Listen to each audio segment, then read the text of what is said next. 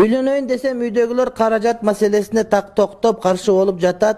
Sen azı 20'da elesin, jaşsın, azı sana erte kıynalıp kalasın dep jatışat. Bardığı kanday kılsan bolot ustaz deydi. Meseleni sen jakşırak bilesin. Kebir adam 20'da үйlenbese bolboyt, üyleniş gerek. Үйlenbese kıynalıp kalat. Anan karajatka meselege taktalıp toktolgan bul akmakçılık etken şeyge. Eğer de üybüle üylene turgan bolsa karajatka toktolgan taptakır toora emes mesele. Atenenge түшүндүрүп айтканга аракет кыл. Takır bolbosam şu dara үйlenip al, andan keyin bolup kete berek bardыгы. Özü Kırgızda bardık nerse öz ubagында bolot da. Men bilbeyim, жазда эртеменден көмүр алган кыргызды билбейм. Бардыгы кар түшкөндө көмүр алып аткан болот.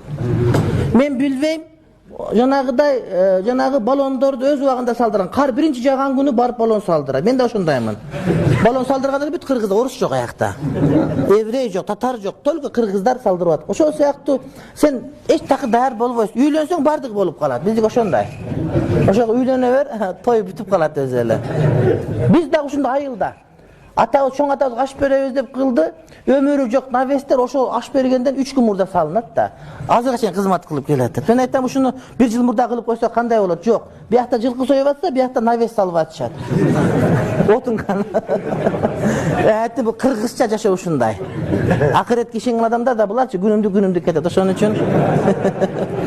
Тооба.